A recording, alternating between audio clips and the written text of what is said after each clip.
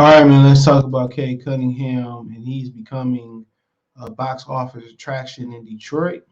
Okay, and yeah, you sent me this a couple days ago. I was so tired yesterday, bro. I just laid my black ass down. All right, but he's becoming a box office attraction for Detroit, and I think the biggest ticket puller in Detroit, or the most popular. Let me say that. For people say, "Oh, you lie." The most popular person in Detroit is Miguel Cabrera. I think Cade Cunningham might snatch Detroit from Miguel Cabrera.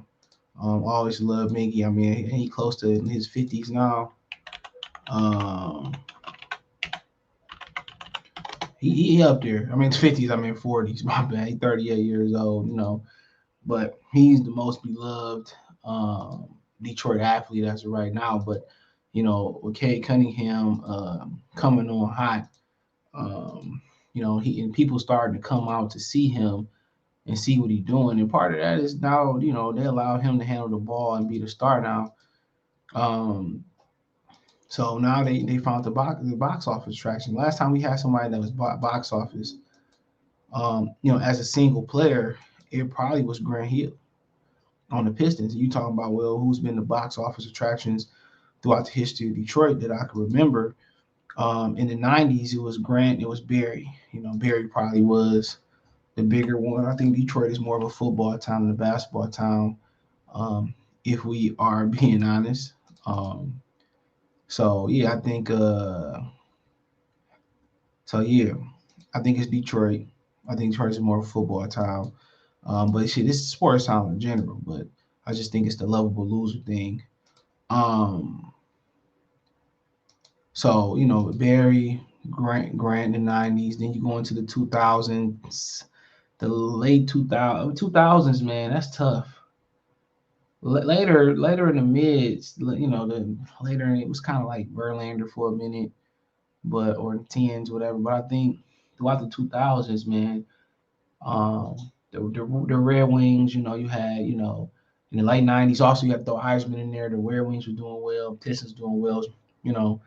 So I think when Calvin Johnson came, he became, biggest box office star of 2000, late 2000s, the tens and stuff of that nature. So we had our star Dominican Sue. He sure was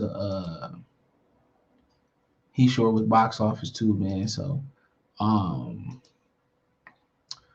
so yeah, so it's interesting too, bro. I think what in the '90s too, Juan Gonzalez, he was big too, man. I think it was Juan Gonzalez, bro. So let's look at this. He said this has been attendance the last couple of games. He has here. We can click it. I guess not. Oh, there we go. So this is Little Caesars to Philadelphia. And also it's the 76ers.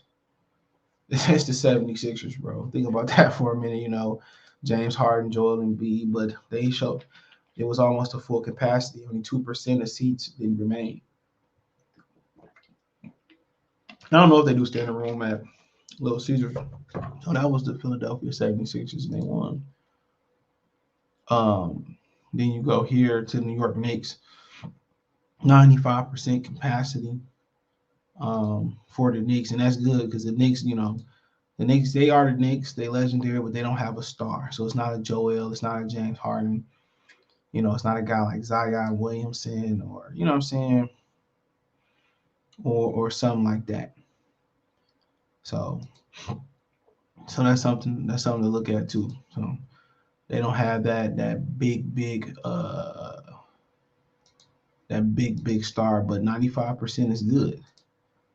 And had they done this earlier, we probably would be right outside or right inside the play in, and we wouldn't be in position to get another elite player. So I really ain't mad at how the played out for the Pistons, but it is what it is. And then you slide over, it is the who is this? I don't know who this was because it don't say. But it said Detroit over and under. Whoever this was 93% capacity. That's I'm missing some Little Caesars. So yeah, it don't say how. Um, but it was 93% capacity. Whoever it was, they was favored, so it wasn't nobody good. Atlanta, see how the Detroit was favored on the line, so it don't show who the other team was. Then Atlanta is 80% capacity, so and then the other game, who was it? 93% capacity. Um, so yeah, it's getting real. It's getting real. It's getting real for the Pistons, man. That Cade is pushing tickets, bro. They pushing tickets versus good teams, and that's what's gonna happen. Lakers, Harden, Nets come to town. You expect the tickets to be uh top notch. You expect the tickets to sell and all that type of stuff, man. You expect that. No, you expect that, man. And